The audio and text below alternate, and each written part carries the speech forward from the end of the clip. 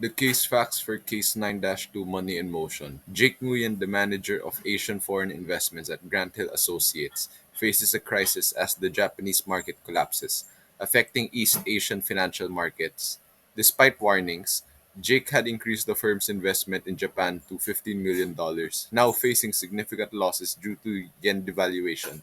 Grant Hill, the firm president, urgently instructs Jake to liquidate investments in Japan, Indonesia, and Malaysia and move the funds to US bonds. Jake must navigate stringent government transaction limits in these countries to minimize financial damage and secure the firm's assets. Case 9-2 has five main problems. First is the economic collapse and market volatility. Second is the significant investment losses. Third is the urgent need for reallocation. Fourth is the transaction cost and currency conversion. And fifth is the government imposed transaction limits. This is due to the economic crisis in Japan, which triggered a steep devaluation of yen, significantly impacting Grant Hill Associates' $15 million investment in Japan and causing market volatility in East Asia. Urgently ordered by his boss to withdraw and reallocate funds from Japan, Indonesia, and Malaysia into US bonds, Jake quickly devised a cost-effective strategy to navigate the different transaction fees and strict government-imposed currency conversion limits to minimize financial losses and ensure compliance.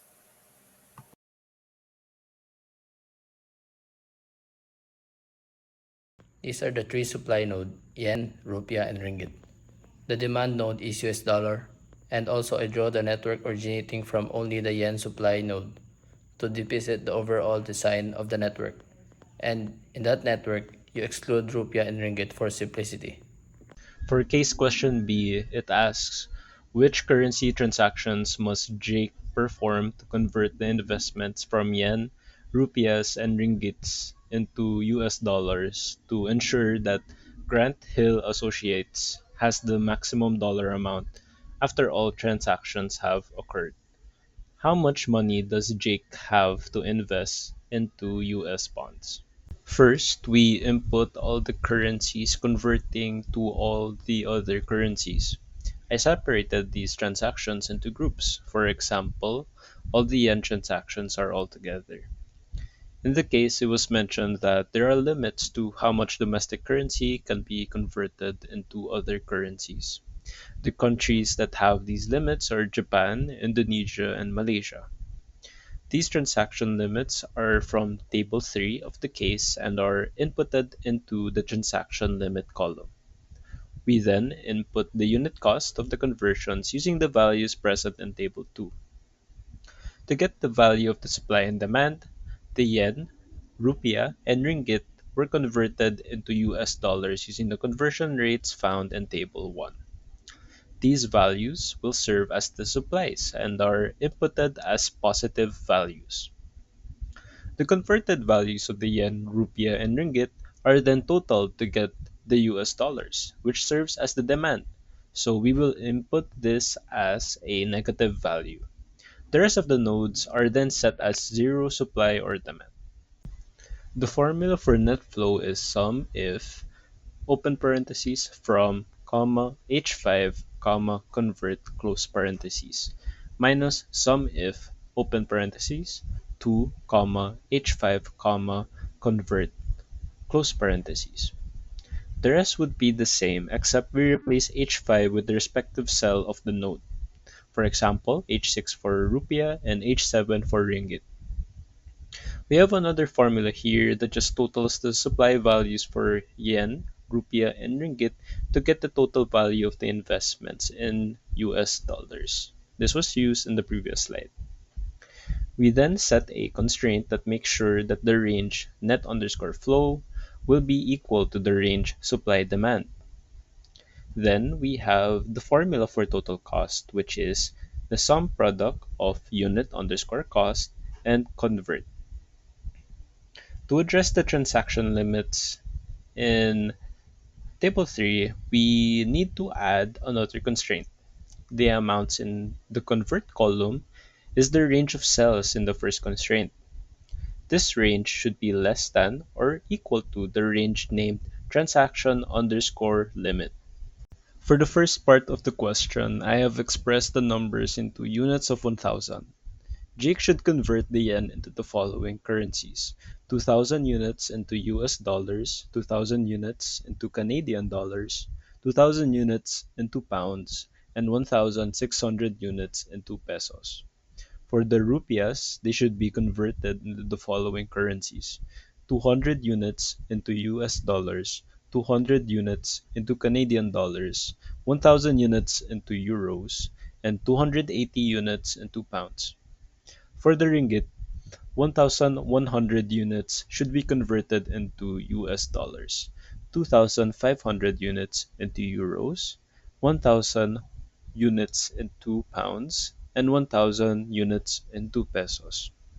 This gives us the following currencies to be converted into US dollars: 2,200 units of Canadian dollars, 5,500 units of euros, 3,280 units of pounds, and finally 2,600 units of pesos. For the second part, we total the units of the convert column and subtract the total cost from it, giving Jake a total of 30,377 units of US dollars, equivalent to 30,377,000 US dollars. Moving on to case question C. The World Trade Organization forbids transaction limits because they promote protectionism. If no transaction limits exist, what method should Jake use to convert the Asian holdings from the respective currencies into dollars? In this situation, although the process in solving is similar to letter B, in here we remove all the transaction limits. So the constraints that include the transaction limit is removed and the value in the total cost will change. With that in mind, Jake should convert the entire holdings in Japan from yen into pounds and then into US dollars.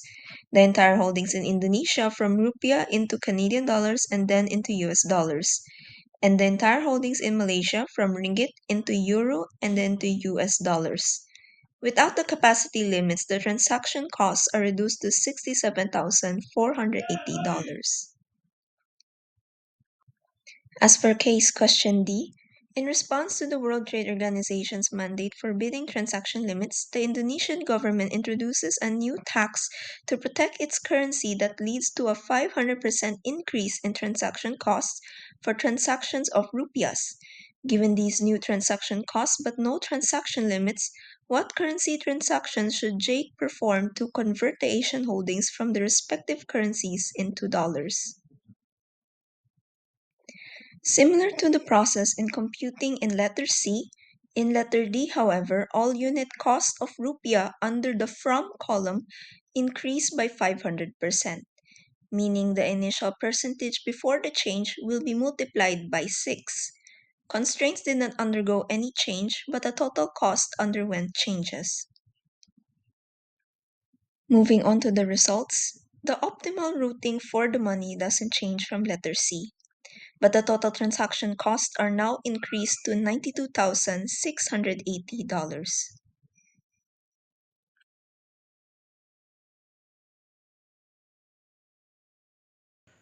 Based on the described prices, the currency exchange rates may fluctuate every minute as their prices move according to supply and demand in the foreign exchange market. Hence, Jake should carefully check the exchange rate again when he performs the transactions. Aside from that, with the Japanese financial market collapsing, it is better for Jake to explore other investments opportunities in European market since it is safer and provides higher rates of return than US bonds.